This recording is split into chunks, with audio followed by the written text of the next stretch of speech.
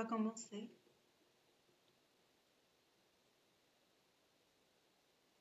J'ai déjà marqué la présence pour cette séance. Hein.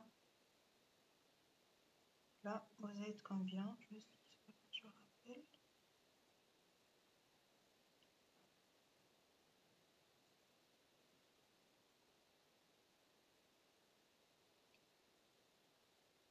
Ok. Alors, vous voyez mon écran? Vous voyez la présentation? Oui, oui. الصوت واضح il est clair?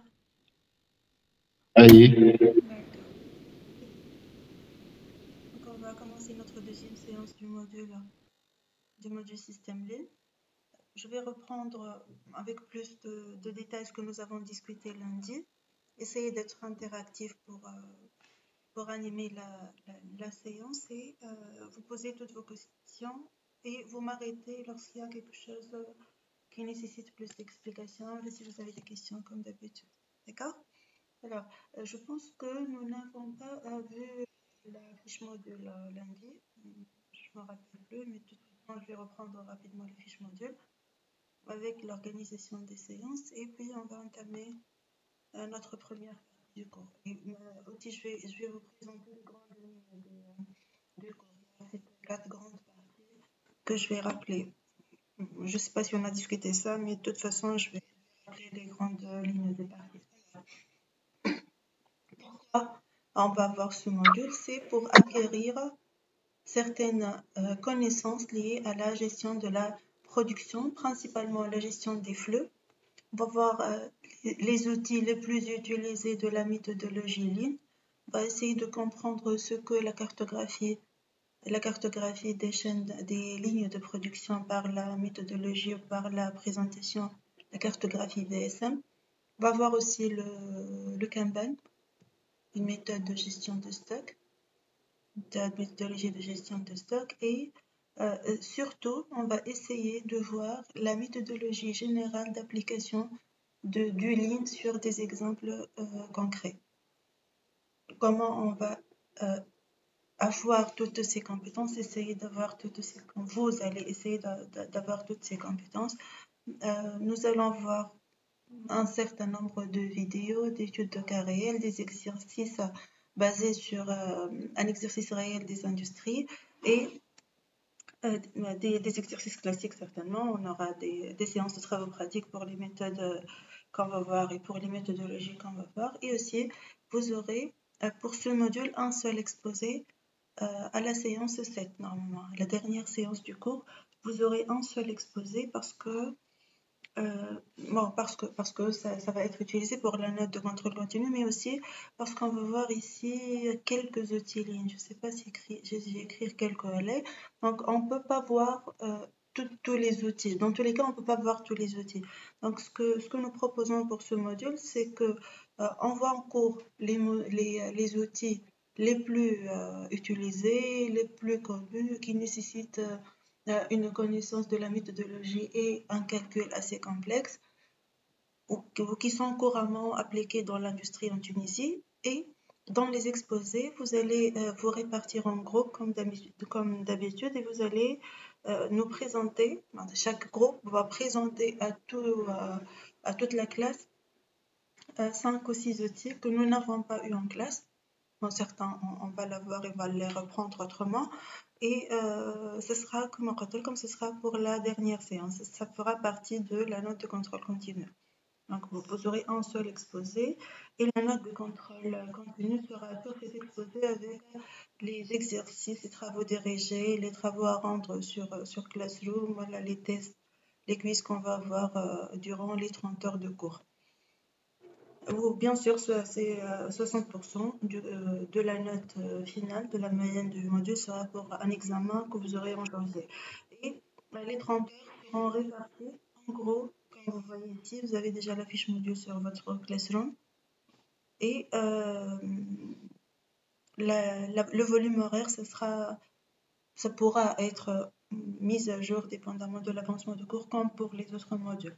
D'accord? Donc, les outils qu'on va focaliser dessus sont ces outils-là,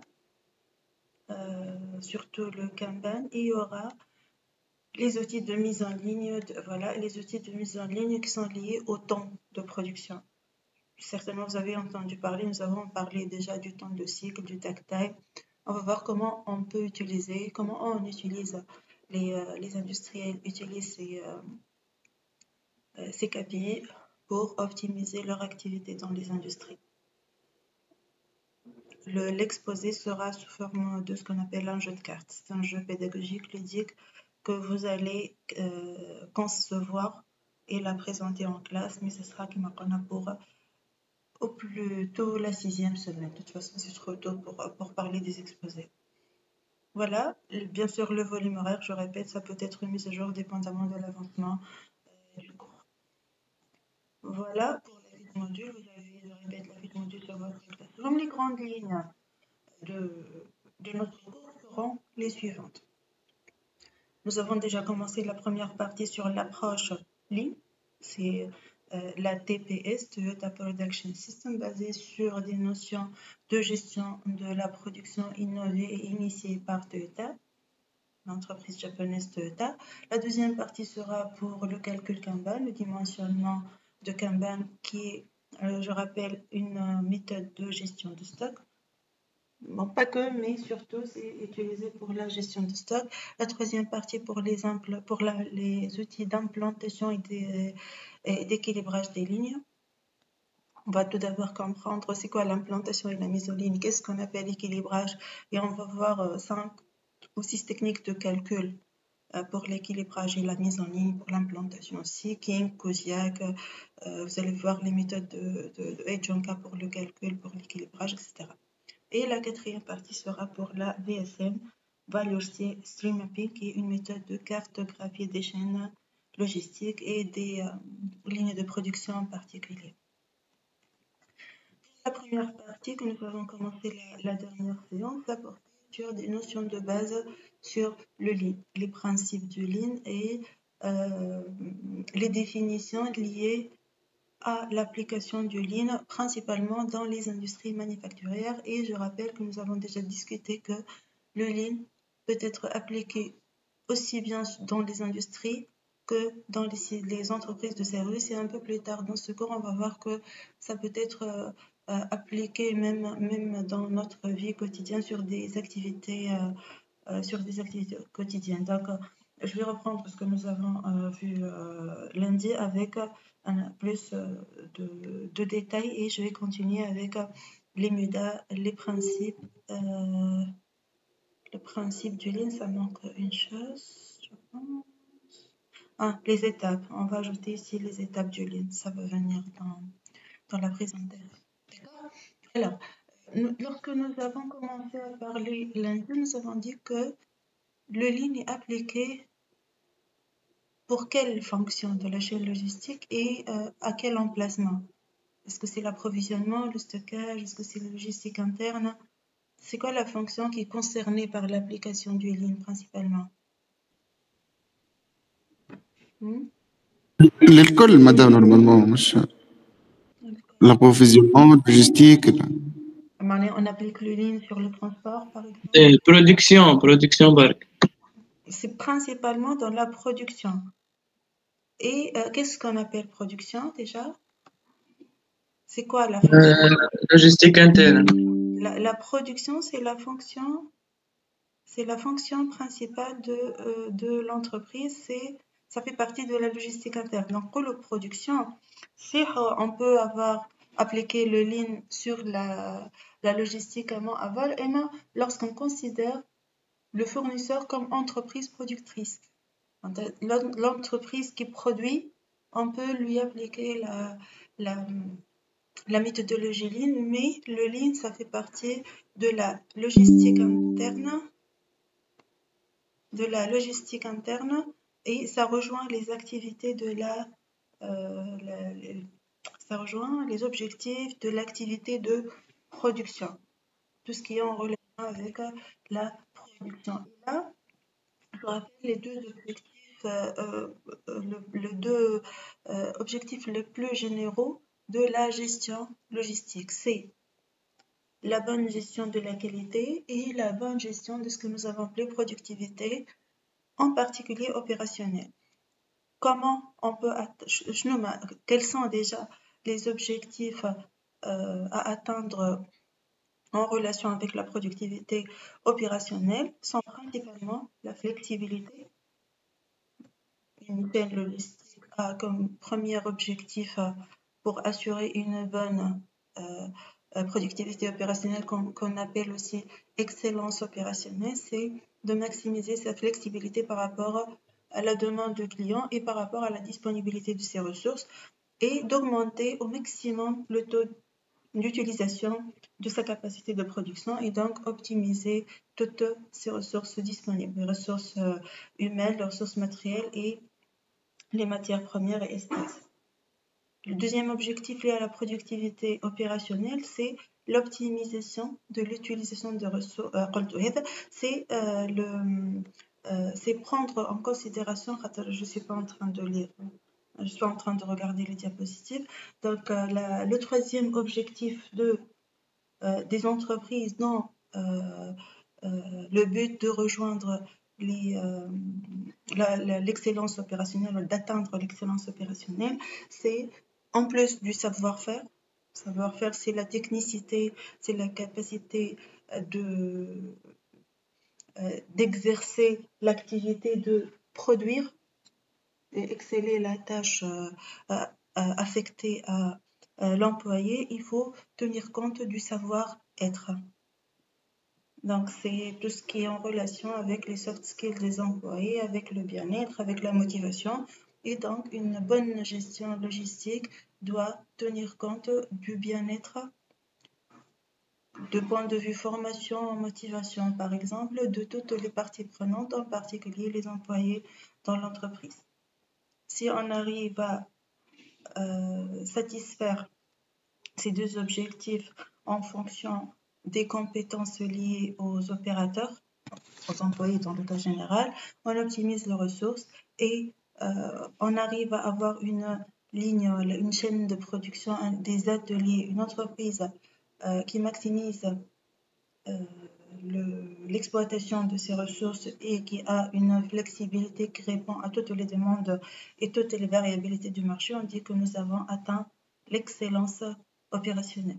Entre autres, mais ce sont les grandes lignes de l'excellence opérationnelle. Ça, pour tout ce qui est en relation avec la productivité. Pour la qualité, il y a deux volets qu'on peut traiter. Le premier objectif, c'est en relation avec la qualité produit. C'est le contrôle qualité, si on veut appeler les choses convenablement. Le contrôle qualité, c'est le fait d'avoir un pourcentage de non-qualité le plus réduit possible. Ne pas avoir de pièces défectueuses. Ça, c'est la qualité en relation avec le produit, la qualité produit. Et il y a la qualité du processus. Comment on peut assurer la production sans défaillance du système de production, des procédés et des méthodes de production. Donc c'est ça, ce sont les objectifs principaux de la logistique. Ça, ce sont les deux volets de la logistique principalement interne, en relation avec la production. Le Lean, c'est principalement appliqué sur la fonction produire de la logistique interne de chaque entreprise. Donc, si on considère cette entreprise comme le centre, comme le point autour duquel tourne le reste de la chaîne logistique. C'est la référence de cette chaîne-là. Et ça concerne l'optimisation de la production. La fonction produire, c'est la fonction principale de l'entreprise. Nous avons longtemps discuté ça. Et principalement, après avoir introduit les notions et les concepts de base, on va travailler sur la mise en ligne. On va voir des méthodes d'implantation et d'équilibrage. Pour le reste des composants, on va les voir dans les modules prévision et planification et le module ordonnancement. Pour le Lean, on va nous arrêter à une ligne équilibrée avec tout ce qui est en relation avec les méthodes utilisées. Et c'est quoi déjà une ligne équilibrée? Qu'est-ce qu'on appelle équilibrage? L'approche Lean, c'est une approche de gestion de la production. Pour arriver à ce qu'on connaît aujourd'hui, il a fallu, les industriels ont passé par 3 grandes écoles. Chaque école a proposé un modèle de gestion de la production. Le Taylorisme, le Fordisme avec Ford aux États-Unis et le Toyotisme avec Toyota au Japon. Pour le Taylorisme, c'était le premier modèle utilisé pour le premier modèle concrétisé, présenté, très bien présenté avec toutes ses composantes. C'est lié au contexte de la Première Guerre mondiale, avec les pénuries de ressources, avec les pertes, avec tout ce qui est en relation avec les conséquences des guerres. Et à cette époque, au début du siècle, il y avait une offre qui est bien inférieure à la demande, et donc la conséquence de ça, c'est que les industriels n'avaient pas besoin de travailler ni sur la qualité, ni sur l'optimisation des coûts, des prix, puisque tout ce qui va être produit va être vendu. Donc, il y a toujours un client qui va acheter le produit. Cette école, la gestion de la production selon ce modèle ou selon cette école est caractérisée par ce que vous connaissez par un travail à la chaîne. Donc, il y avait une chaîne de production qu'il faut suivre pour avoir un produit. Il y a un chronométrage, c'est-à-dire une durée pour chaque étape, et chaque opérateur, il a une tâche à effectuer de toute la journée et toute l'année. Donc, il n'y a aucune flexibilité, et on appelle cette méthodologie de travail l'organisation scientifique.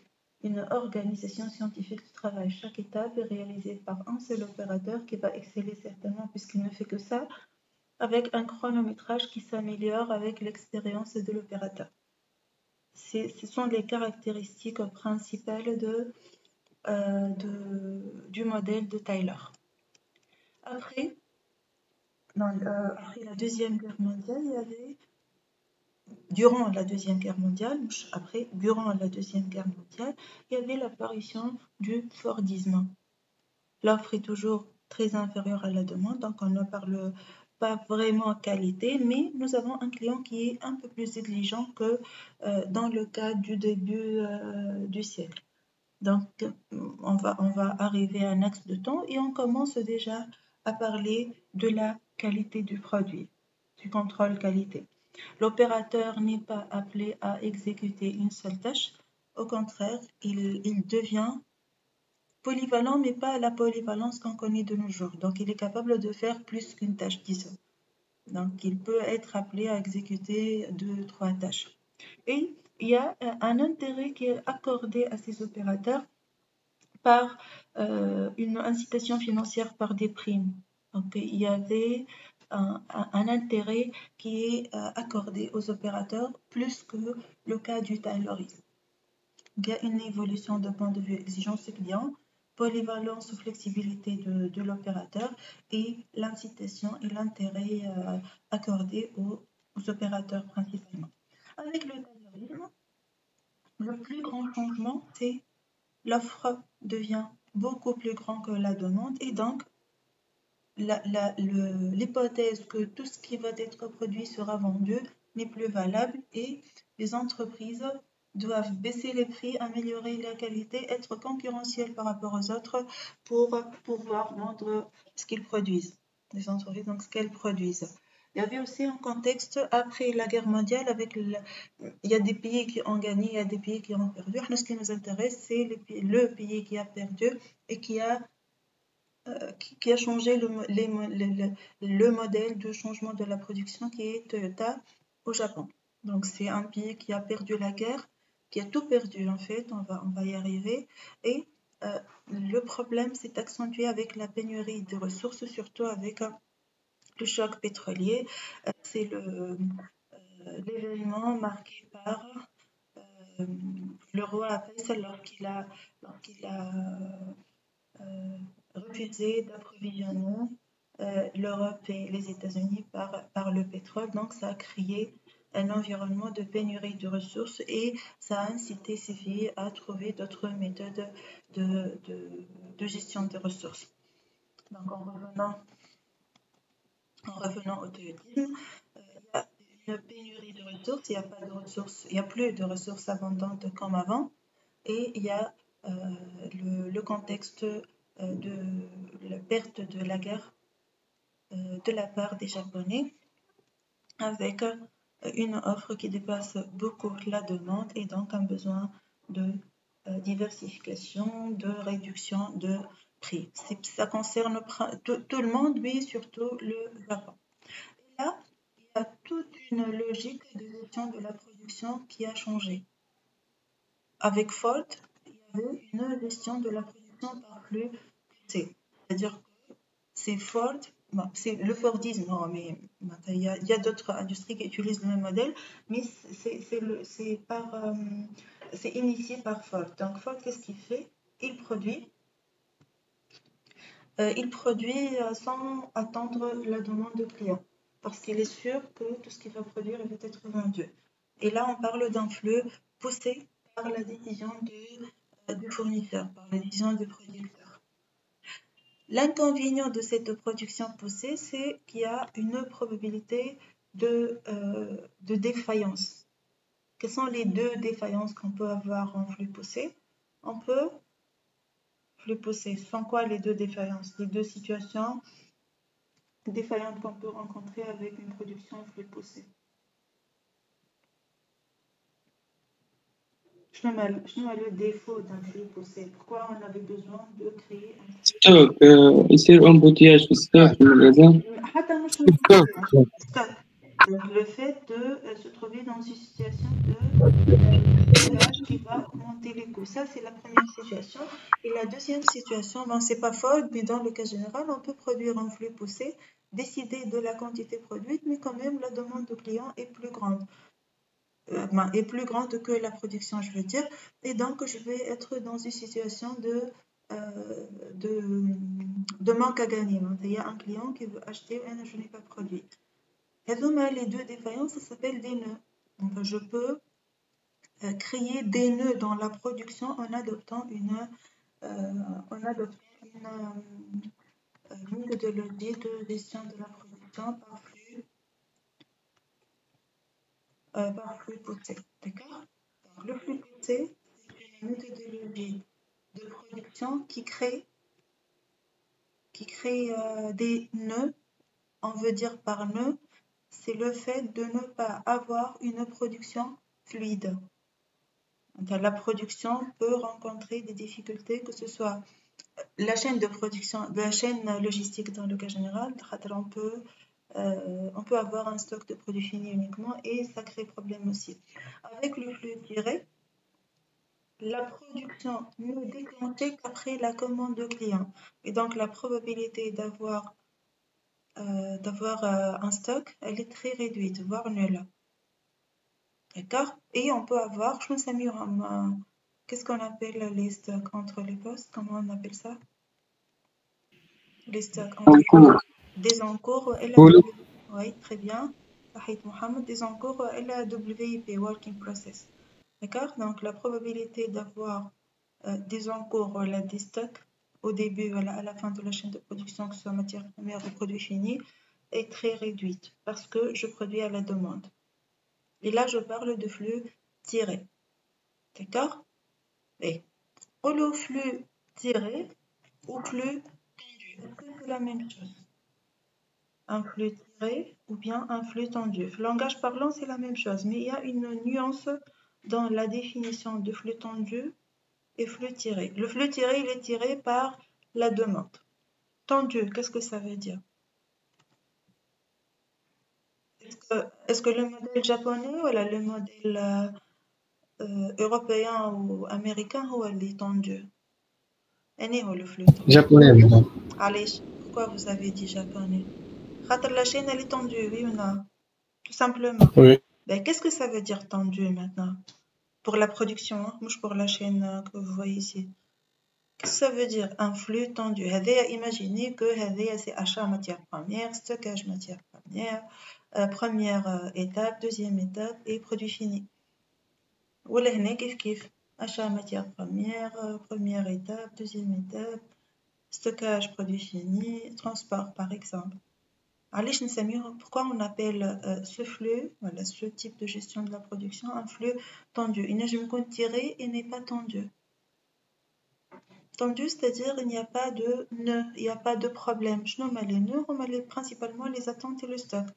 Donc je peux avoir un flux tiré par la demande, mais quand même, je produis un peu à l'avance. Donc je dois attendre une journée pour que le client vienne chercher sa marchandise, sa commande. D'accord? Donc flux tendu, c'est un flux où c'est un flux fluide où il n'y a aucune défaillance dans la gestion de la production. Les fameux stocks, ni attente, ni rien du tout. Ni pièces défectueuses, ni panne, ni rien du tout. C'est le modèle japonais, il exige, voilà, il impose, il travaille pour avoir un flux tendu, plus que tiré.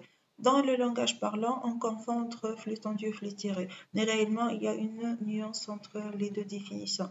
Tiré par la demande, tendu, c'est-à-dire il n'y a pas de défaillance. Il y a, par exemple, il n'y a aucun stock, aucune seconde de stockage.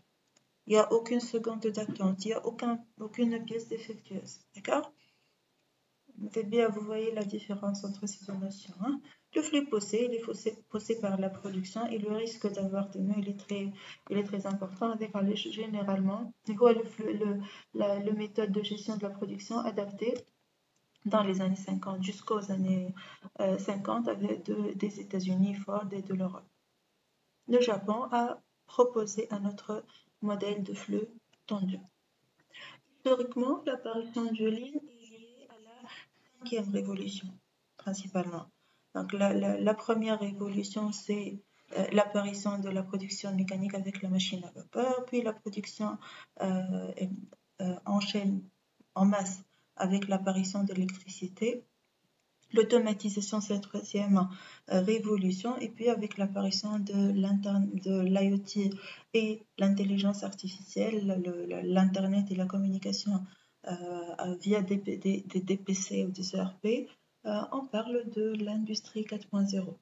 L'industrie 4.0, c'est l'IoT principalement, c'est la révolution des capteurs, des sensors, et vous allez voir dans le module automatisation, un système automatisé ou bien MES, vous allez voir un triangle qui donne l'hiérarchie entre automatisation, ce qui se passe sur le terrain, que ce soit l'automatisation ou bien le lean. Le lean pour nettoyer la ligne, l'automatisation pour accélérer la production, pour migrer vers une production automatisée. En bas, on passe à l'MES, la communication et l'ERP. Vous allez voir ça en détail. Ce qui nous intéresse, c'est que demain, vous connaissez qu'est-ce que ça veut dire automatisation de ligne? Qui peut me dire en une phrase qu'est-ce que ça veut dire? Dit une ligne de production, je vais l'automatiser. Je n'ai à l'automatisation. Ça revient à faire quoi? La rendre autonome, madame. La rendre autonome par quoi? Par des capteurs et par des robots. Mais Oui. normalement, avant d'automatiser, est-ce que c'est logique d'automatiser une chaîne où il y a beaucoup de gaspillage? Non. Non. Donc déjà, la première étape pour l'automatisation des lignes, même si ce n'est pas dit explicitement, mais il n'y a aucune ligne de production qui est automatisée sans un chantier de chasse au gaspillage, chasse au mida. Donc, obligatoirement, il faut mener un chantier de chasse au mida pour détecter les défaillances de production, les défaillances de qualité, les défaillances de maintenance avant de mettre en place un projet d'automatisation. Et là, on parle de l'industrie 4.0, mais on passe alors à la cinquième révolution et l'industrie 5.0. C'est dans cette logique de travail en collaboration entre les disciplines. Le nettoyage de la ligne de production avec les chantiers de chasse au gaspillage, c'est la première étape pour automatiser une ligne de production. Historiquement, un axe de temps, depuis l'année 1900, on va placer l'apparition du lean de لين شو نسميها احنا زيدا لين ou bien قلنا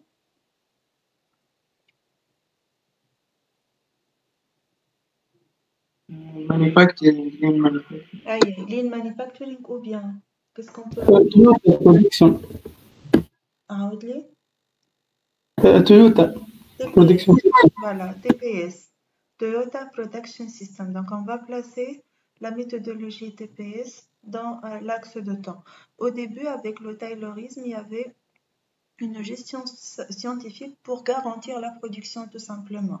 Puis avec Ford il y avait l'apparition de la notion de qualité avec bien sûr le travail scientifique. En avançant un peu dans les années 20, il y avait l'apparition du contrôle de la qualité pour la qualité du produit. Et à cette époque, il y a eu la création de l'entreprise Toyota. Au début, c'était une entreprise de quoi Toyota? Parce que dès le début, c'était une entreprise automobile. Vous avez l'information? Mais au début, Toyota était une entreprise de textile. تخدم في التissage des tissus. Elle fabrique les tissus. Ou déjà, le premier outil créé par Toyota, ou inventé par Toyota, c'est l'outil Judoka qui est lié au tissage. On va le voir la semaine prochaine. Donc, la création de Toyota était en 1937. Et c'était une entreprise textile et à partir de 1937, Toyoda, c'est le grand-père de Taishi Ono qu'on va rencontrer plusieurs fois dans ce cours. Le nom, on va le rencontrer. Toyoda, il a inventé plusieurs méthodes liées à l'industrie textile, entre autres le Jidoka. Et c'est au début des années 40, puis en 43, il y a l'apparition de TPS, Toyota Production System, presque simultanément avec l'émergence de la maintenance préventive et la création des principes du management de la qualité par Deming, entre autres la roue PDCA. Deming, il a mis en place les grandes lignes de la qualité. Il y avait aussi, dans la même période, l'apparition des normes ISO de gestion de la qualité. Donc, l'apparition était vers les années 50, au début des années 50, un peu avant, et les outils ont continué à apparaître jusqu'à aujourd'hui. Après le Lean, il y avait l'apparition de la théorie des contraintes, de la démarche des mecs, du Six Sigma. Le Six Sigma, c'était ici. Mais l'apparition du couplage entre Lean et Six Sigma, on va voir ça dans le module atelier Lean. Et en avançant dans le temps, il y a quelque chose qui s'appelle le Lean Management. Donc aujourd'hui, on parle du Lean Management et non pas uniquement du Lean Manufacturing. C'est quoi la différence? Le cas général, c'est le Lean Management. Parce qu'il y a le Lean Manufacturing, il y a le Lean Service, il y a le Lean Healthcare, il y a même le Lean Culture, quelque part ici, Lean Culture. Voilà, juste au-dessous. Il y a le Lean Scrum. Lean Scrum, c'est pour l'informatique. Il y a Lean Cuisine, c'est pour la gestion des restaurants ou des hôtels. Et le Lean devient applicable dans toutes les activités de vie. Le commencement, c'était par les entreprises manufacturières qu'on va appliquer à l'IA le Lean pour ce module. Les principes utilisés aujourd'hui sont initiés par WOMAC. La concrétisation des outils par un livre qui est très connu, le Lean Thinking, je pense. Il est écrit par WOMAC. Je vais le partager avec vous sur votre Classroom et ça illustre les notions de base de la gestion Lean. Vous pouvez continuer à remarquer ou à observer l'apparition simultanée, c'est impressionnant parce que cet axe 40, comme la référence, si vous voulez plus de détails, parce qu'il y a une logique dans l'apparition de familles, d'outils, si vous voulez. Donc, par exemple, la sécurité et la TPM, c'est simultané, c'est logique, avec l'ergonomie, avec la préservation de l'environnement, c'est 10 ans qui séparent le tout. Et à chaque étape, il y a un maître qui illustre la technique. Donc, la TPM, c'était par le Japanese Institute of Productive شفناها déjà في maintenance. Pour le Lean Six Sigma, vous avez Welch comme référence de cette méthode et ainsi de suite. Donc, n'importe quel outil, vous pouvez vous référer à l'axe, vous pouvez vous référer au document et chercher le document qui est la base de l'application de ces outils-là. Nous allons voir d'autres livres en avançant dans le cours pour le VSM, par exemple. Donc, pour résumer, si on considère uniquement l'axe lié aux lignes, au début, c'était l'apparition de l'industrie. Ford a proposé les lignes d'assemblage. Toyota aussi a proposé la méthode de 5 pourquoi. C'est Toyota qui l'a inventée. Et Toyota a mis en place le Toyota Production System. Deming a complété un peu simultanément avec la TPS, le Lean. Et Deming, en plus de la roue de Deming, il a instauré les principes de base de la qualité qui ont été pris par Taishi Ohno pour initier les outils de gestion de la production. Comme je vous ai dit, il y a un livre qui illustre chaque étape, milestone si vous voulez, chaque grande étape de l'évolution de l'application du Lean. Même le Lean Service en 2005 ou en 2010, il y a le Lean Hospital, le Lean Service. Après ce livre-là, un livre sur le Lean Healthcare. Vous pouvez, si vous cherchez bien, vous pouvez le télécharger gratuitement sur Internet. Voilà un aperçu rapide sur les milestones de l'apparition du Lean Manufacturing. Les NET sont les événements du choc pétrolier et pénurie de ressources après la Deuxième Guerre mondiale et au début des années 70, mais principalement après la Deuxième Guerre mondiale. Le Japon était épuisé, n'avait aucune ressource, n'avait même pas des gens pour travailler dans leurs industries. La surface du Japon est très réduite. C'est un archipel qui est très peu, qui a un étendue très, très faible et il n'y avait pas d'argent, il n'y avait pas de ressources financières, il manquait de technologie par rapport aux États-Unis et par rapport à Ford. Donc, une étude menée par les Japonais, par Toyota, pour comparer les Japonais représentés par Toyota aux États-Unis représentés par Ford. Ils ont comparé les ressources, le capital et la technologie et ils ont trouvé qu'un Japonais doit travailler 9 fois plus qu'un Américain pour gagner pour arriver au même résultat. Puisque c'est impossible de travailler 9 fois plus, c'est impossible de fournir 9 fois plus de ressources.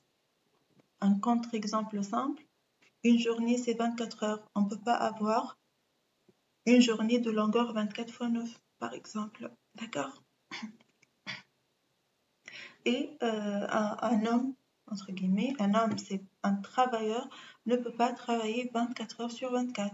Donc, la solution de travailler 9 fois plus qu'un Américain n'est pas réalisable. C'est une solution qui ne peut pas être mise en œuvre. Et donc, la solution proposée par le Japon, par Toyota, c'est de travailler sur le Japon, de travailler sur Toyota, sur l'entreprise Toyota. Comment on fait ça? Ils vont travailler sur la création de la valeur selon leurs ressources. Parce que dans le cas classique de Ford, comment les industriels font? Par exemple, pour produire une voiture. Qu'est-ce que ça m'a coûté cette voiture-là? Le coût de revient. Il ajoute la marge de gain et il fixe le prix de vente. Donc, c'est Ford qui fixe le prix de vente dépendamment de ses capacités. Le Japon n'a pas ce confort. Donc, ils ont le prix de vente déjà fixé par Ford. Donc, pour avoir une marge de gain, qu'est-ce qu'ils doivent faire? Ils doivent travailler sur le coût. Comment ils vont travailler sur le coût? En minimisant les gaspillages. Donc, ils doivent créer de la valeur. Ils ne font que les activités qui vont leur apporter de l'argent, leur apporter un gain. Ça, c'est la première solution de travail sur les gaspillages pour minimiser le coût. Et la deuxième solution proposée par Toyota, c'était la flexibilité. La flexibilité pour diversifier, pour être compétitif par rapport à Ford, pour répondre rapidement aux demandes des clients en respectant le prix de vente fixé par la puissance de Ford. La solution était de ne pas appliquer la méthodologie classique de calcul du prix de vente adoptée par les États-Unis et par les pays de l'Europe, qui consiste à calculer le prix de vente en ajoutant une marge de gain au coût de revient, mais de travailler sur le coût de revient en fixant un prix de vente pour être justement compétitif par rapport à Ford, principalement, mais pour les industries américaines dans le cas général. D'accord, c'est le nouveau concept adopté par Toyota et qui est à la base de toute la philosophie Lean. Vous voyez la différence? Oui, non? Vous êtes là? Oui, oui. Oui.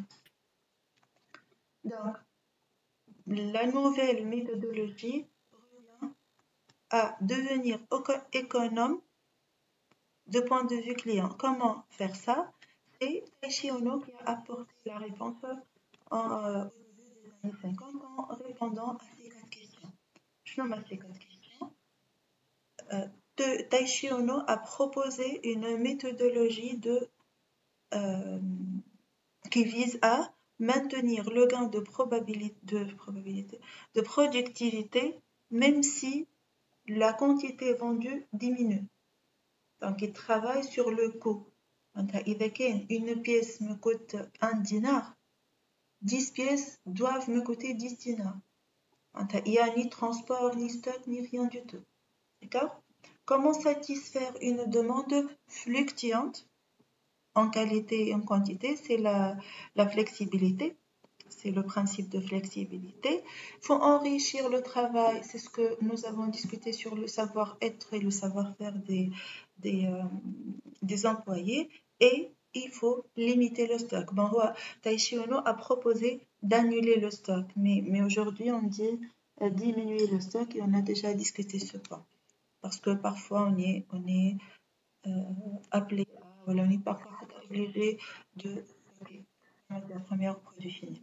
Et à partir de la réponse à ces 4 questions, Taishi Ohno a proposé 5 principes ou 5 points clés pour le Lean. Ces 5 points sont bien sûr prioriser le client. Donc, il faut considérer le client comme la première priorité et appliquer l'objectif des 7 R, les 7 rights, les 7 bons. Donc, surtout livrer un produit conforme à ce que le client demande au bon moment et avec un prix concurrentiel par rapport au marché. Le deuxième principe, c'est travailler sur le gaspillage et ne rien faire. Aucune activité ne doit être faite si elle ne va pas apporter de l'argent de point de vue client. Si le client n'est pas prêt à payer quelque chose, je ne le fais pas. Troisième principe, c'est travailler en collaboration avec les parties prenantes. Je ne suis pas en concurrence avec le fournisseur. Mon objectif n'est pas de profiter au maximum de ce fournisseur-là, n'est pas de faire travailler mes employés un maximum de temps. C'est plutôt une collaboration avec toutes les parties prenantes et en particulier une motivation des employés et un travail dans un cadre sociétal sain. Donc, c'est le principe de collaboration. Le quatrième point, le gemba. Vous connaissez qu'est-ce que ça veut dire le gemba? Moi, j'aime pas, gemba. Hein? Est-ce que vous connaissez qu'est-ce que ça veut dire le gemba? Est-ce que vous avez entendu déjà parler du gemba? Non. Ben, on va essayer de définir ce gemba-là parce que c'est un mot-clé qu'on va utiliser souvent, que vous allez utiliser dans votre carrière professionnelle. Alors, travailler dans le gemba, c'est-à-dire aller directement où la valeur se produit. Où est-ce qu'on crée la valeur dans une entreprise industrielle? Oui, la valeur, elle est créée. Production, vas-y. Et la production, elle est faite où? Un milieu, oui. Interne, في milieu interne. Oui, donc dans des ateliers, tout simplement, sur la chaîne de production, dans les ateliers. Donc, le gemba, c'est le terrain. C'est là où la valeur est créée. Si j'ai besoin de collecter des informations sur les temps de fonctionnement, je ne cherche pas l'historique. Je dois chronométrer. Ne croire que ce que vous voyez par vos propres yeux. C'est le fait réel qui va me permettre d'avancer. Donc, le gemba, c'est-à-dire, si vous avez besoin d'informations, il faut se déplacer vers le terrain, le gemba, où la valeur est créée, c'est-à-dire où la transformation est effectuée. La normal caméra, la nejbet historique, ni envoyer quelqu'un pour prendre des mesures. Ne croire qu'à vos propres yeux. C'est un principe qui est très important du Lina. Et la valeur, la création de la valeur, ça commence au bâtiment, ça commence sur le terrain, c'est-à-dire dans la dernière étape de production. Il y a la planification, il y a déjà la réception des commandes, il y a la planification, l'achat matière première, mais la valeur réellement, elle est créée sur terrain. Donc, le quatrième point clé du Lean, de la philosophie Lean, c'est le gemba, l'effet réel. Et surtout, travailler dans une logique d'amélioration continue. Et là, il y a un principe du Lean qui dit que le but est le chemin. Il n'y a pas un objectif à atteindre. Une phrase qui dit que un muda cache un autre. C'est-à-dire, si vous éliminez un muda, certainement, vous allez dévoiler un autre muda. Donc, toujours travailler dans une logique d'amélioration continue. La roue de Deming, c'est une méthodologie fiable à utiliser dans ce cadre. Voilà les 5 points clés de la philosophie Lean. Alors, si je vous demande une petite définition du Lean Manufacturing, après tout ce que nous avons dit, une phrase.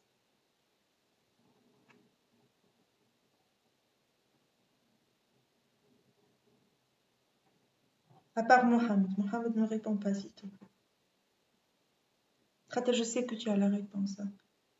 Le prêt, hein? S'il vous plaît. S'il vous plaît. Non?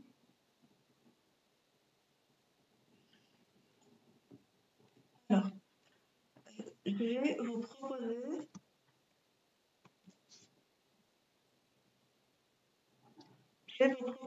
la définition en répondant à 4 questions. La première question, c'est quoi le Lean? Il faut retenir le Lean, c'est une méthodologie japonaise, ok, mais c'est une méthodologie qui vise à maximiser la valeur ajoutée.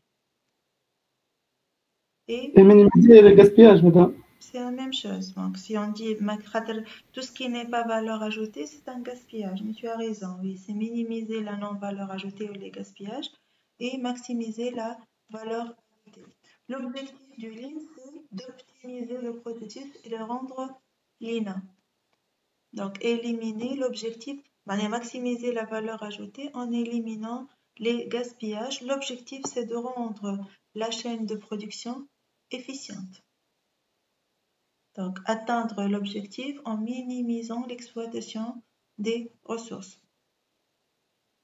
Après, comment procéder dans une logique d'amélioration continue?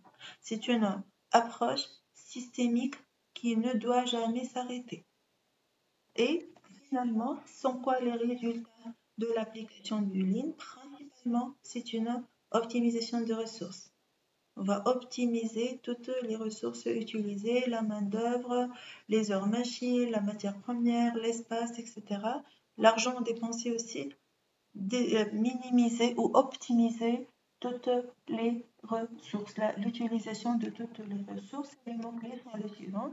C'est une méthodologie qui vise à éliminer les gaspillages pour rendre tout processus de production lean, l'optimiser pour le rendre lean. C'est une approche systématique d'amélioration continue et qui a pour objectif, pour résultat, d'optimiser les ressources.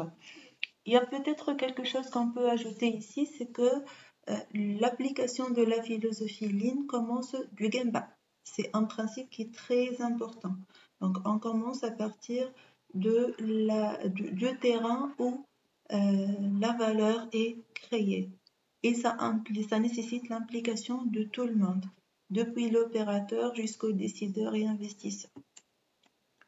Les enjeux de l'application du Lean, comme toute autre activité, on doit travailler sur des KPI, des indicateurs de performance liés principalement à la production. Est-ce que vous pouvez me dire quel est l'indicateur global utilisé sur une chaîne de production et qui peut prendre en considération en même temps la production, la qualité et la maintenance? On l'a déjà vu. Je vois l'indicateur global que je peux utiliser pour évaluer l'activité sur une chaîne de production. Temps, madame. عاود شنو؟ Le temps. Le temps, c'est un indicateur, le temps? Quel temps? Quel temps? Délai, madame. Production. Le temps de cycle, la durée de production. Oui. C'est un indicateur, mais ce n'est pas un indicateur global, le temps de cycle. C'est un indicateur pour évaluer la production. Oui, c'est correct. On va y arriver mais ce n'est pas un indicateur global. C'est un indicateur global.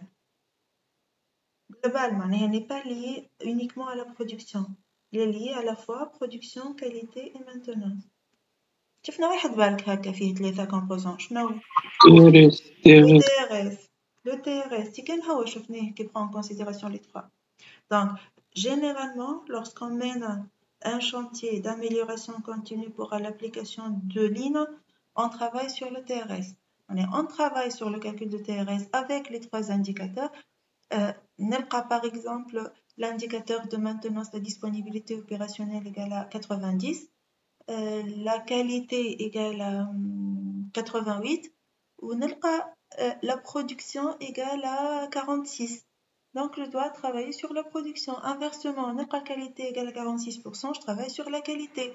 Mais le départ pour les chantiers d'amélioration continue commence généralement par l'analyse de l'indicateur TRS.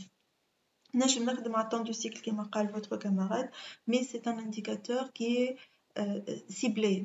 C'est un indicateur de gestion de la production, ce n'est pas un indicateur global.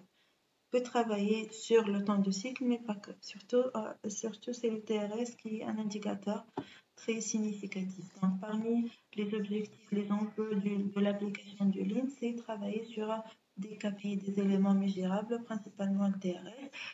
Il faut avoir, lorsqu'on applique un chantier Lean, un impact sur la motivation des employés, on a discuté ça. Il faut travailler sur le service client, être flexible et réactif et appliquer les 7 RAID.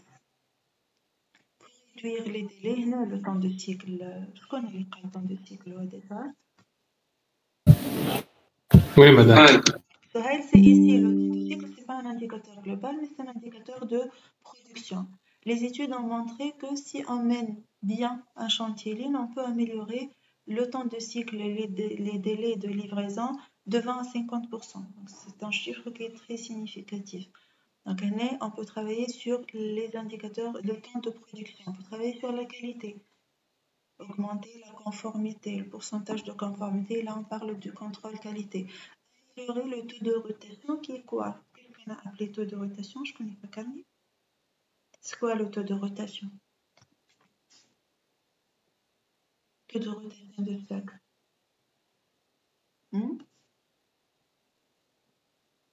C'est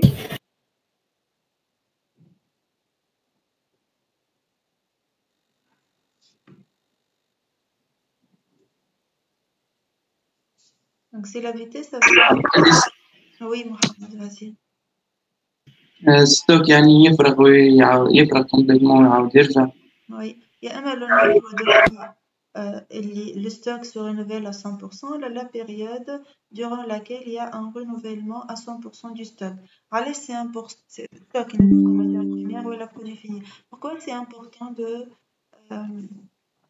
travailler sur la rotation de stock ou d'avoir des informations, d'augmenter la rotation de stock? Le stock il se renouvelle, donc je suis en train de vendre. Puisque je suis en train de vendre, je suis en train d'augmenter mon chiffre d'affaires qui est l'objectif de toute activité industrielle. Décalage, la rotation de stock, le taux de rotation de stock, c'est supply chain. Le taux de rotation de stock, c'est un indicateur qui mesure la qualité de la gestion de la production et le lean peut améliorer cet indicateur aussi avec un pourcentage qui varie entre 20 et 50 selon les études. Un autre enjeu du lean manufacturing en particulier, c'est l'amélioration de tous les indicateurs liés à la production, en particulier l'efficacité, la productivité et l'efficience. Donc, il y a pas de, je n'ai pas trouvé de statistiques sur l'efficience, mais pour l'efficience, c'est une équation propre à l'entreprise. Donc, chaque entreprise a ses ressources c'est plutôt résultats sur ressources. Et il y a des équations différentes selon les entreprises. Pour la productivité et l'efficacité, un chantier lean, selon les études, peut améliorer ses indicateurs de performance de 15 à 30%, qui est une amélioration qui n'est pas négligeable du tout. Ça peut être plus, ça peut être moins, mais c'est une moyenne calculée par les chercheurs. Voilà les enjeux les plus importants de l'application du lean manufacturing, du lean manufacturing, d'accord? Le lean, il est principalement lié à la valeur ajoutée. C'est quoi la valeur ajoutée?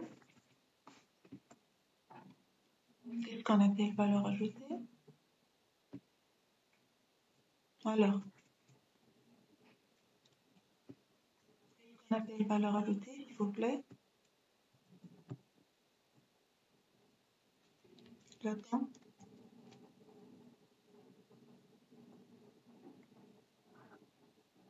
Est-ce que l'emballage est une valeur ajoutée? Madame, si le client demande de l'emballage, s'il va payer l'emballage, donc ça va être une valeur ajoutée. Donc déjà, ça doit être payé par le client. Il y a une condition. Et la deuxième condition pour qualifier une activité ou un temps à valeur ajoutée, c'est la transformation ou le service rendu déjà. Donc, on doit avoir une transformation et cette transformation doit être payée par le client, demandée, payée par le client. Le gaspillage, c'est tout ce qui n'est pas valeur ajoutée. Donc, tout ce qui n'est pas valeur ajoutée, pour le moment, on va l'appeler gaspillage. Donc, la valeur ajoutée, elle est créée où on a la valeur ajoutée? Le lieu où la valeur ajoutée est créée s'appelle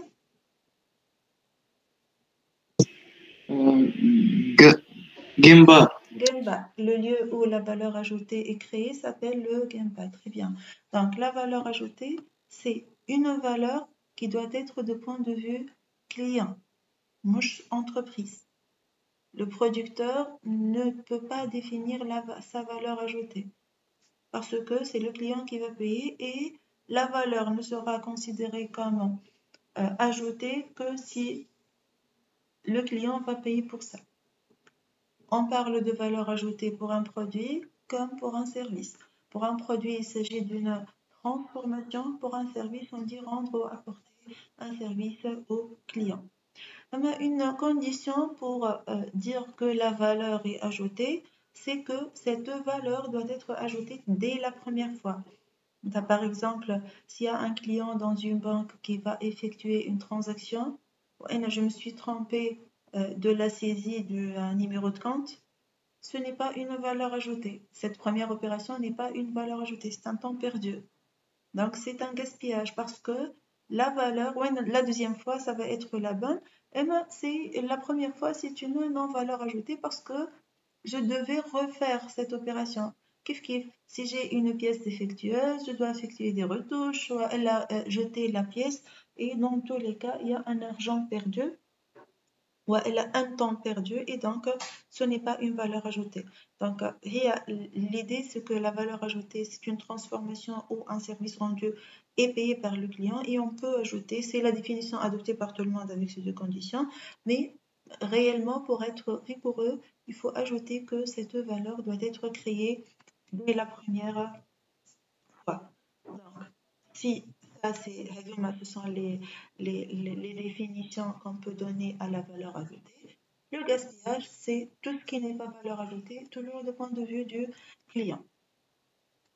D'accord?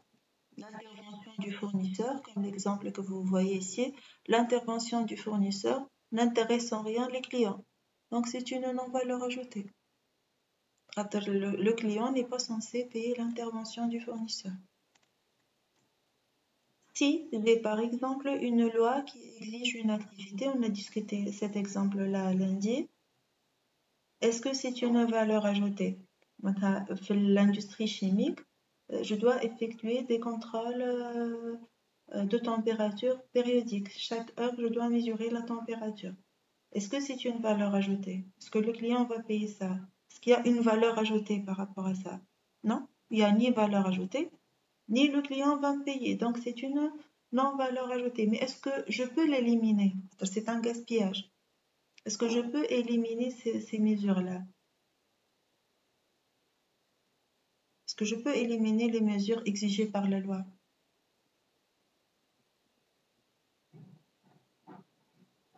Non, madame. Donc, on ne peut pas contredire une loi. Alors, comment on appelle cette activité? Donc, elle n'est pas une valeur ajoutée, elle n'est pas un gaspillage. Elle n'est pas une valeur ajoutée, ce n'est pas une transformation et le client ne va pas payer. Et il suffit d'avoir une condition pour dire que ce n'est pas valeur ajoutée. Et en même temps, ce n'est pas un gaspillage parce que je ne peux pas l'éliminer. Alors, comment on appelle ça? On a l'activité peut être une valeur ajoutée, une non-valeur ajoutée ou bien Non, valeur ajoutée importante. Essentiel. Essentiel. Même si tu essaies. Alors, c'est une non-valeur ajoutée essentielle ou la non-valeur ajoutée nécessaire. Qui peut me donner un autre exemple de non-valeur ajoutée essentielle? Maintenance.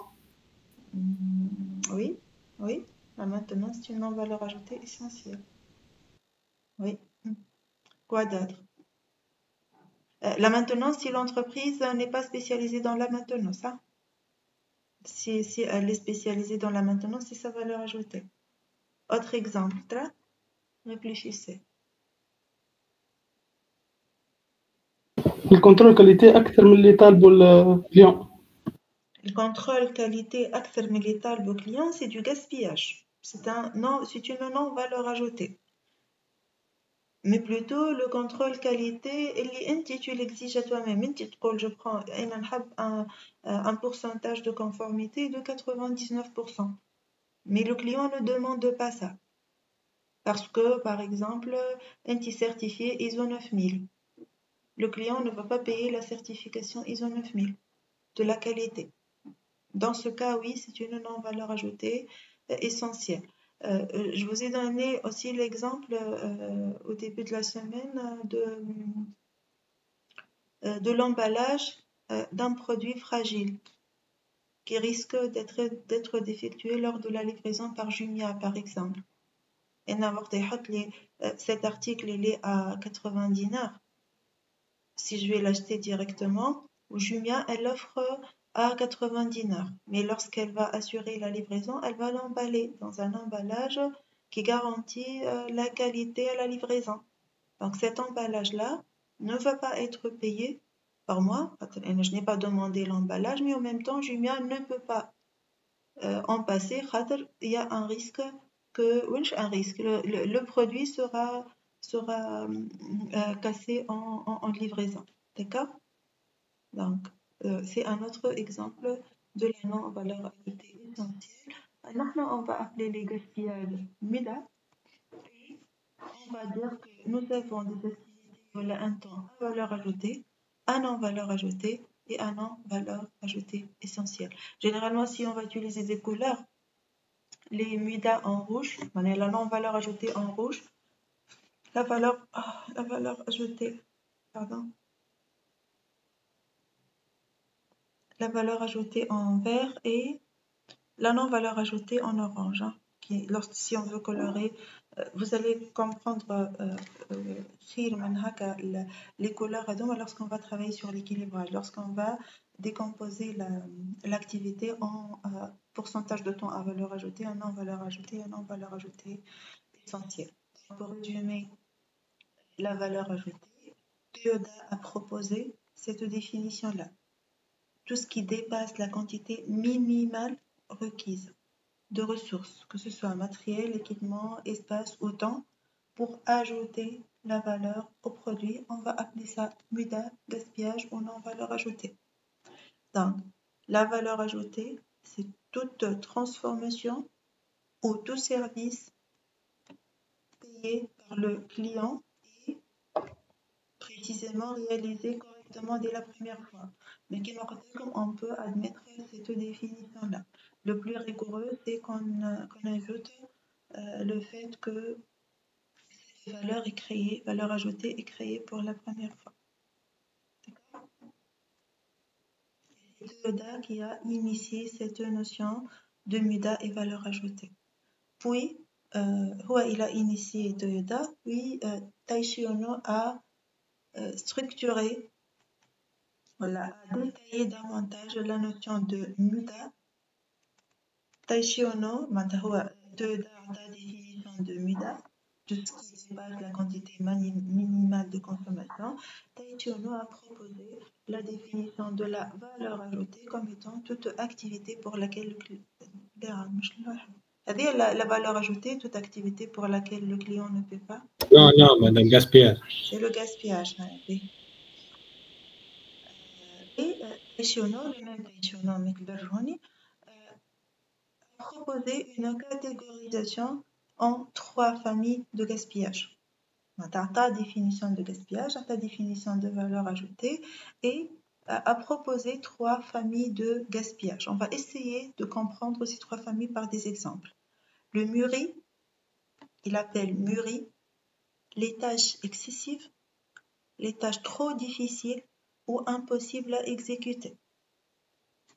Exemple de MURI, de tâches excessives, difficiles, trop difficiles ou impossibles à exécuter.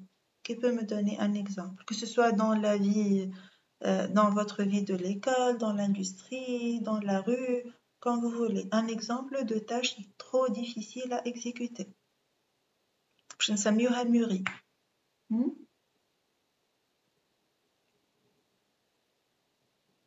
Par exemple, Thomas, vous avez un examen samedi prochain. Supply. ولا مازال ما بعثلكمش؟ Oui, pardon. Donc vous avez un examen samedi.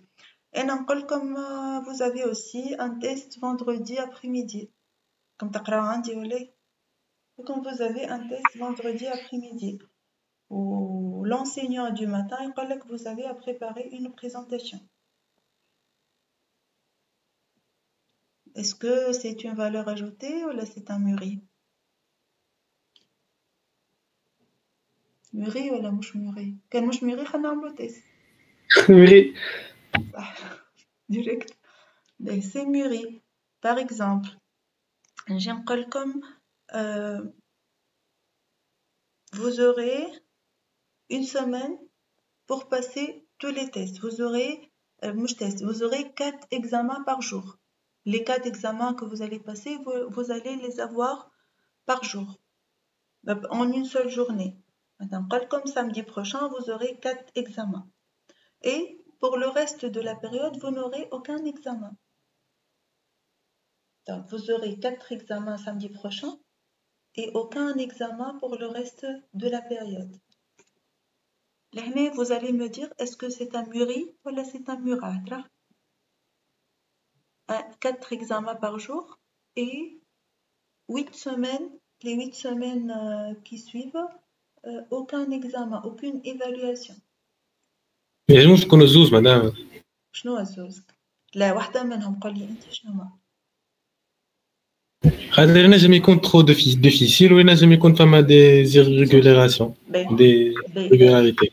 Irrégularité. إذا كان les 4 examens يتخدموا une semaine sur 2. Donc ça va être très bien. هكا ولا؟ Oui ou non? Oui. Donc est-ce que la tâche est difficile ou la planification de la tâche qui n'est pas bien? Planification. Donc Murat. Est-ce que c'est Murat ou voilà. Donc c'est une irrégularité. L'exemple de 4 examens par jour, tous les examens seront exécutés en une seule journée, c'est un Murat, une fluctuation ou une irrégularité. إذا كان نقول لك أنا par exemple احنا كي كنا في l'école préparatoire, il y avait un test معناتها chaque samedi. Samedi maths, samedi physique, samedi français-anglais. Maths, physique, français-anglais. Pour 30 semaines. C'est sans arrêt. C'est un murat ou là c'est un muri? C'est régulier, mais c'est très difficile. C'est pas impossible, mais c'est difficile. D'accord? Donc, le défaut, c'est la planification, c'est la répartition. On parle de murat. Donc, si on arrive à bien planifier les tâches, on n'aura pas de problème. Si la tâche est difficile en elle-même, avoir 2 examens par jour pendant 5 semaines, ce sera comme la session de rattrapage. La session de rattrapage, elle est pénible. On fait des exemples que vous avez déjà vécu. Donc, si vous avez à passer un examen par jour durant 15 jours, ce sera un muri, une tâche très difficile à exécuter.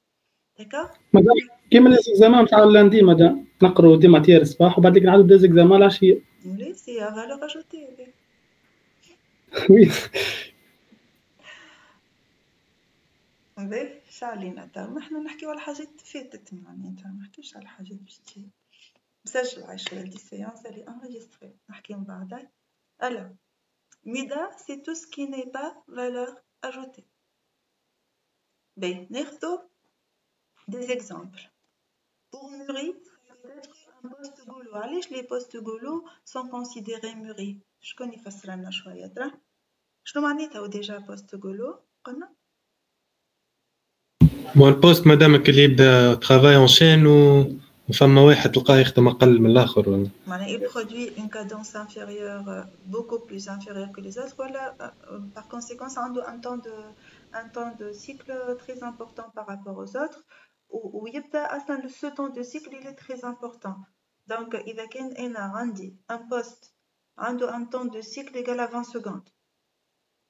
Troisième poste, il a un temps de cycle de 20 secondes. Ou j'ai besoin d'une pièce toutes les 15 secondes. C'est impossible de réaliser l'objectif d'une pièce par toutes les 15 secondes. C'est un muri. إذا كان عندي une chaîne de production, أنا شارية الماتريال pour que ça fonctionne 8 heures par jour. Je le fais fonctionner 12 heures par jour. C'est une surcharge, c'est un muri. D'accord? Les irrégularités واضحين ou les gaspillages واضحين et on va illustrer ces notions par 2 exemples. Je suis sûre qu'à la fin de ces 2 exemples, tout le monde va comprendre. Je vais vous proposer ces 3 photos et vous allez me dire laquelle c'est un muri, laquelle c'est un murat et laquelle c'est un mida.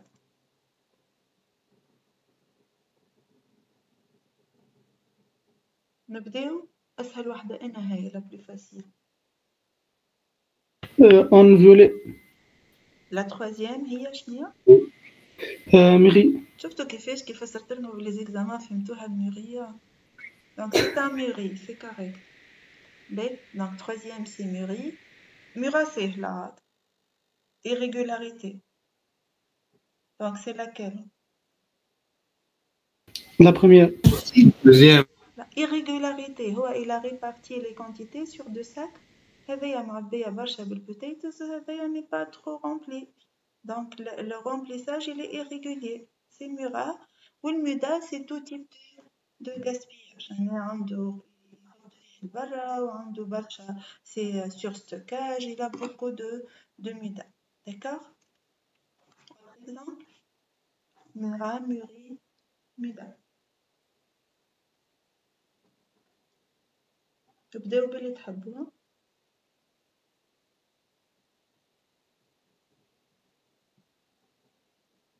Alors, حتى Muri, ميغي ميغامدة.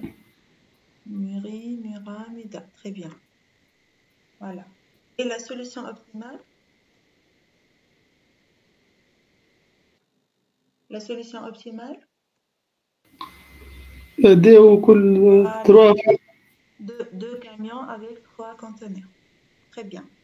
Mais, alors, si une dernière question sur ça, quelle est la combinaison correcte? Quelle est l'équation correcte? Hein?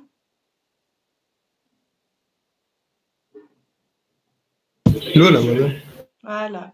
Avec Alish, chaque Mura c'est un Muda. Chaque Muri c'est un Muda. Avec Alish, on parle souvent de Muda. C'est rarement où on parle de Mura, Muri. Avec Alish, on parle éliminer les Muda, chasse aux Muda. Alors réellement, on élimine les Muda, Mura, Muri. Mais chaque Muri c'est un Muda. Ou chaque Mura c'est un Muda. Donc, on parle généralement de Muda, mais il faut voir la différence certainement. Hein. قداش من ميدا احنا قلنا عنا؟ ميدا؟ Oui. 8. Homa, au début c'était 7, en bas on a ajouté la 8e. Comment on peut les mémoriser? Par quel mot? Je vous ai proposé un mot pour mémoriser les 8 Muda. Homa les 8 Muda, Homa Hedum. En anglais c'est ça. Français, anglais. Alors, c'est quoi le mot que je vous ai proposé? Ça commence avec un T. C'est Tim. Oui, Mohamed. C'est Tim. Wood. Donc, transport, inventory, movement, weight, waiting, overproduction, over-engineering, and defects. Le S, Team Woods, c'est skill sets. C'est la mauvaise exploitation des ressources humaines disponibles dans l'entreprise. Maintenant, je vais vous proposer une vidéo, une très courte vidéo pour chaque qui illustre caricaturalement chaque Muda. On va commencer par la surproduction. Donc, on produit des stylos bleus. Donc, normalement, le stock est rempli et on continue à produire les stylos. C'est une surproduction. C'est un exemple illustratif du Muda surproduction. La surproduction peut être aussi produire à l'avance ou produire en retard. C'est aussi considéré comme Muda surproduction. Deuxième Muda, c'est le surstockage. Ce n'est pas une vidéo, c'est une illustration par photo. Donc, il y a des étagères de stockage et la quantité à stocker est bien supérieure à l'espace de stockage. C'est une situation de surstockage, là, un Muda surstockage. Troisième Muda, c'est le Muda transport. Donc, cet opérateur a besoin de cette boîte-là. L'opérateur, il a besoin de la boîte en haut ici. حط la palette هنا. Il est revenu, il a monté pour prendre la palette remplie. Il va descendre, c'est toujours un transport inutile là. Bon, ça peut-être pas inutile, mais par exemple, le fait de mettre la palette ici, c'est inutile. Il va prendre une boîte.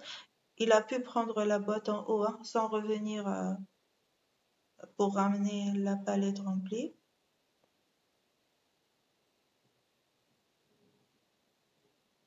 C'est 99% du temps, c'est un non-valeur ajoutée. Là.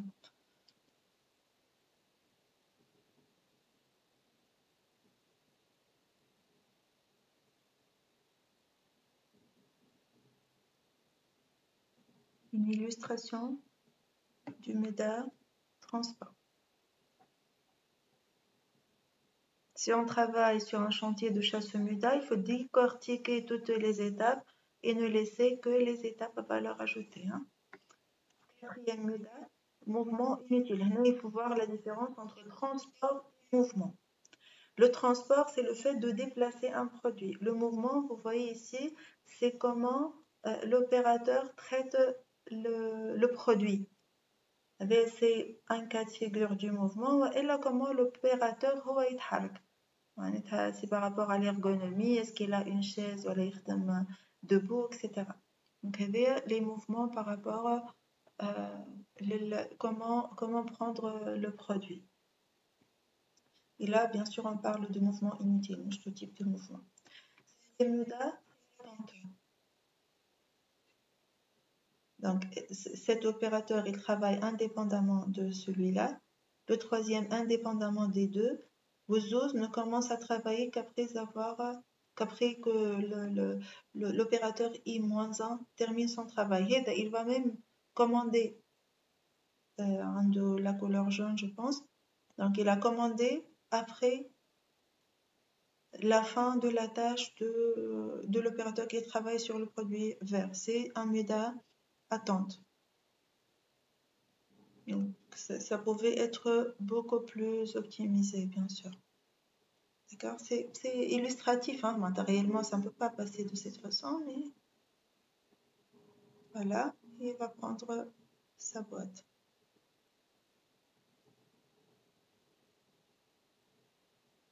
Voilà, c'est le MEDA attente. MEDA défaut. On a besoin du produit stylo bleu. Il y a un stylo rouge. Pourquoi c'est un MEDA? Déjà, la production du stylo rouge ne va pas être vendue et nous avions besoin aussi de temps de tri. Donc déjà, c'est un autre MEDA défaut. Pour le dernier MEDA proposé, c'est le traitement excessif. Par exemple, utiliser un robot pour une tâche de transport ou elle a utilisé deux opérateurs pour une simple tâche de transfert de produits d'un conteneur à un autre. Le traitement excessif, ça peut être par rapport à la technologie utilisée, peut-être aussi par rapport au nombre d'employés affectés à une tâche. Voilà. Donc, ça, c'est pour les 7 MEDA. Le transport, c'est le changement de l'emplacement du produit sans apport de la valeur. Les mouvements non nécessaires rendant un travail plus complexe de point sur les composants du produit, comment on assemble le produit, ou les mouvements par rapport à l'opérateur. Donc, il faut faire la différence entre les deux MEDA. MEDA correction ou défaut. Le surstockage, avoir une quantité à stocker, que ce soit en matière première prédéfinie ou autre, qui est plus que la capacité de stockage est plus que le nécessaire. La surproduction, produire plus que le nécessaire, produire au plus tôt, produire au plus tard. Et c'est le MEDA le plus dangereux. La surproduction, c'est le MEDA le plus dangereux. Ça consomme de la matière, ça consomme du temps, ça risque d'encombrer l'espace, occuper la main-d'œuvre. C'est le MEDA le plus disons, pertinent, mais le plus rencontré dans les industries et c'est le plus néfaste aussi. Le MEDA attente entre les postes là, au début et la fin de la chaîne de production et MEDA traitement excessif, que ce soit l'automatisation par des robots, l'utilisation d'un nombre d'employés plus que le nécessaire. Le huitième MEDA, c'est la mauvaise affectation, la mauvaise exploitation des compétences ou de la créativité des employés. Le MEDA empêche la création de la valeur dans le Gemba. Tout simplement, de ma façon, les trois concepts qui sont à 100% liés. MEDA, c'est tout ce qui n'est pas valeur ajoutée, et la valeur ajoutée est créée sur terrain in Gemba. Comment vous pouvez mémoriser les 8 MEDA? C'est par le mot wood. On parle de la traduction en français, elle est simple. Il faut se rappeler, la surproduction ne veut pas dire uniquement produire plus que le client demande en termes de quantité, mais aussi produire au plus tôt et produire au plus tard. C'est clair pour les MEDA? Oui. Il nous reste les principes du Lean. Lorsque nous avons parlé de Taishi Ohno qui a proposé 5 points clés pour la philosophie Lean, il a aussi proposé 5 principes. En bas, les principes se sont résumés dans ce qu'on appelle le Toyota Production House, ou la maison Lean, sans lier. Ces 5 principes-là, c'est l'optimisation de la valeur ajoutée, l'analyse de la chaîne de valeur, la fluidification du flux, créer un flux fluide, tirer ce flux fluide, puis travailler dans une logique d'amélioration continue pour atteindre l'excellence opérationnelle. Donc, qu'est-ce que ça veut dire l'identification du flux? C'est-à-dire comprendre ce que le client demande. Qu'est-ce que le client demande et qu'est-ce qu'il est prêt à payer? Il faut bien définir la demande client pour optimiser la valeur ajoutée. Une fois que nous avons défini la demande de client, on doit cartographier notre chaîne pour repérer les points où la valeur est ajoutée sur ce qu'on appelle la chaîne de valeur. On doit préparer, on doit schématiser notre propre chaîne de valeur, les différentes étapes du processus qui décrivent la production du produit selon la valeur ajoutée définie par le client. On ne peut définir la valeur ajoutée que si les gaspillages sont identifiés. Il ne faut pas oublier l'importance de la description du flux d'informations. Il faut cartographier la chaîne. L'outil VSM, on va utiliser l'outil VSM pour ça. C'est la cartographie de la chaîne de valeur pour repérer les points où la valeur est créée. Et une fois nous avons cartographié notre chaîne de valeur, on va créer un flux fluide. Qu'est-ce que ça veut dire un flux fluide? C'est-à-dire un flux sans blocage. Qu'est-ce qui peut bloquer un flux? Les attentes, les perturbations dans le cas général qui peuvent être des stocks ou des attentes. Donc, on doit fluidifier le flux, c'est-à-dire ne pas avoir de perturbations liées au temps ni à l'approvisionnement en matières premières. C'est en relation avec le lead time. Le lead time, c'est le temps qui sépare la demande de client, l'expression du besoin client de la livraison. On a parlé un tout petit peu de ça dans le module supply chain. Donc, éliminer le stock, éliminer les ruptures et les attentes. C'est ce que veut dire un flux fluide. Puis, une fois nous avons éliminé tous les blocages, on doit tirer le flux, c'est-à-dire ne produire que suite à une demande client. Pour cela, il faut être flexible, il faut avoir un stock optimisé et il faut être à l'écoute de la demande client. Identifier la valeur selon le client, cartographier la chaîne de valeur, fluidifier le flux, le tirer, puis atteindre la perfection ou l'excellence opérationnelle. Et là, on va parler de l'amélioration continue. L'expression que je vous ai évoquée au début de la séance, un MEDA cache toujours un autre mythe. Donc, il n'y a pas de situation parfaite qu'on peut atteindre. Rien n'est parfait et tout nécessite une amélioration. C'est le principe, le 5e principe du Lean. Donc, on travaille dans une logique d'amélioration continue, c'est-à-dire que la valeur de point de vue client peut changer. Et à chaque fois, on doit revoir notre valeur ajoutée par rapport à notre client, peut-être un nouveau client, peut-être le même qui a changé d'avis, peut-être les équipements ont changé de performance, peut-être j'ai automatisé ma chaîne de production, je ne sais pas. L'essentiel, c'est qu'il faut revoir tout principe dans une logique d'amélioration continue. Et il ne faut pas oublier l'opérateur, le motiver, le former pour la polyvalence et pour la valeur mise à jour, si vous voulez. Et il faut impliquer les opérateurs qui travaillent sur terrain. Donc la motivation, c'est un mot-clé pour la réussite d'un chantier Lean selon les principes proposés par Taichuna. Ces principes-là ont été représentés dans une maison Lean, la maison du Lean. Voilà Toyota Production House. شو فيها cette maison Lean? فيها 3 parties.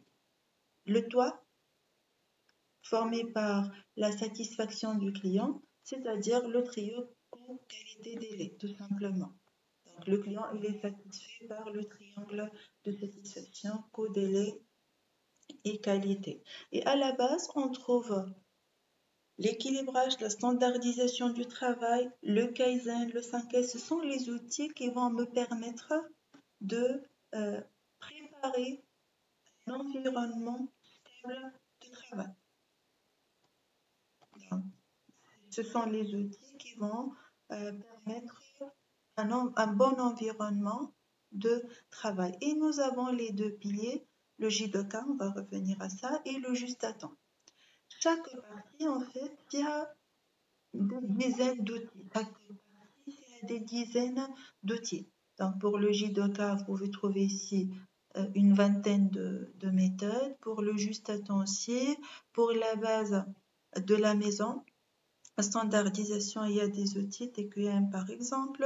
De même pour la stabilisation, on va voir quelques outils pour chaque partie du maison Lean. Ce qui est à retenir pour le moment, c'est que la maison Lean, il y a la satisfaction du client en haut, puis à la base des conditions de travail, de standardisation et de résolution de problèmes. 5S aussi, c'est à la base de la maison Lean. Le TPM, c'est à la base de la maison Lean. Et nous avons 2 piliers. Le premier pilier, c'est lié au travail en juste à temps. Et le G2K, c'est l'élimination des défauts. À la qualité. G2K, c'est lié à la... مش le G2K, il est lié à la qualité. C'est un outil de qualité. D'accord? On va voir Andon, on va voir Pokayoke, on va voir c'est quoi déjà le J2K. Pour le juste à temps, on va voir tous ces outils normalement. Oui, on va voir les SMID, les Jonka, le TACTIME aussi. Bon, c'est pas un outil, le TACTIME c'est l'indicateur. Et on va voir le Kanban. D'accord? Ça, c'est la concrétisation des outils Lean. On peut trouver différentes formes de la maison Lean. Il y en a d'autres, je vous ai sélectionné quelques exemples. Et pour ces exemples-là, vous pouvez trouver plus de détails si vous visitez le site qui est très riche avec les principes du Lean. Et je vais vous laisser bien sûr le lien dans le cours. Vous pouvez ici avoir plus d'informations sur la maison TPS. Voilà, Toyota Production House, voilà. Donc, vous avez les détails, comment on peut élaborer une maison Lean. Je nous les principes, définir la valeur, value stream, on a la cartographie des valeurs, créer un flux fluide, tirer le flux et puis excellence opérationnelle. C'est en français, juste les schémas en anglais. Hein. Et vous avez les 2 piliers qui sont à la base des 5 principes avec plus de détails et des détails sur quelques outils aussi. Je vous recommande ce document. Hein. D'accord? Sinon, vous pouvez trouver d'autres représentations du maison Lean. On va pas voir tous les outils. Hein. On va voir presque 2/3 de ces outils-là. Teamwork, c'est très important aussi. Travail en groupe. B. On va finir par les 3 étapes de transformation en ligne dans une entreprise. Imaginez une entreprise qui n'applique pas le Lean et qui veut intégrer l'application de Lean, comment elle peut procéder. Il y a 3 grandes étapes pour ce faire. Il faut commencer par mettre en place les bases, les piliers, ce qui est en relation avec le juste à temps et en relation avec le JDoc, avec la qualité. Par la sensibilisation, par la formation et la responsabilisation des opérateurs. Une fois les bases sont mises en place, on peut passer à un chantier Lean ou chantier Kaizen. Kaizen, et on applique le Lean dedans avec toute la méthodologie et les outils d'optimisation. C'est ce que nous allons voir. On va appliquer le Lean jusqu'à ce niveau-là. Mais réellement, le Lean a évolué et c'est devenu un outil même pour les décisions stratégiques. Les chiffres d'affaires des entreprises, voilà, les ressources, l'augmentation des ressources, voilà, les partenariats entre les entreprises peuvent être optimisés par le Lean via des chantiers qui s'appellent les chantiers Oshin. Oshin Kanri encore plus avancé. Les chantiers Oshin, c'est une généralisation de l'amélioration continue vers le niveau décisionnel, c'est-à-dire le niveau stratégique. Le Gemba en fait s'arrête là. Jusque-là, on peut travailler uniquement sur le Gemba et demander l'avis de la direction des financements pour avancer. Lorsque les responsables travaillent, les responsables techniques, les responsables financiers travaillent sur le point de vue stratégique, on va généraliser l'amélioration continue par des chantiers Oshin Kanri. Donc c'est un engagement au niveau stratégique, c'est un niveau très avancé de l'application des chantiers Lean, de la transformation Lean dans les entreprises. Dans les entreprises, que ce soit industrielles ou pas. Voilà, on va nous arrêter à ce niveau-là. Peut-être on peut voir un aperçu sur Oshin Kanri dans les exposés de la dernière séance pour avoir une petite idée sur ça. Peut-être il y aura quelqu'un qui peut travailler sur cette notion-là. Il y a des PFE sur les chantiers Oshin. Hein. Ça existe réellement dans les industries. Voilà, j'ai terminé les objectifs de la séance. À partir de la séance prochaine, on va commencer avec les outils Lean et on va commencer principalement le juste à temps, puis on va passer à une dizaine d'outils peut-être. La dernière fois déjà, بدينا l'outil Kaizen. On a commencé avec l'outil Kaizen. Il s'agit d'une petite amélioration qui peut apporter beaucoup d'avantages. Ce que nous allons voir la semaine prochaine, les outils, un aperçu rapide sur Kanban. On va revenir en détail sur cette partie Kanban. On va voir l'outil Pokayuki, SNED, un peu de détails sur PDCA, le JDoka, la cellule en U, Aijanka, Andon et 5S. On va travailler sur ces outils du Lean pour la semaine prochaine. D'accord? Des questions? Des questions? مدام شنو بريزونطاسيون قلنا نعمل عليهم هكا؟ Septième semaine. مش توا محمد، ce sera la semaine 7, donc on va laisser ça un peu à l'avance. مش هذوما اللي كنت نقول لكم فيهم توا، هذوكم on va les voir dans le cours. أما اللي باش تعملوا عليهم بريزونطاسيون هما je peux vous montrer. اي الكايزين لا كايزين هم هذوكم اللي باش تعملوا عليهم بريزونطاسيون هما لحظة واحدة تنقول لك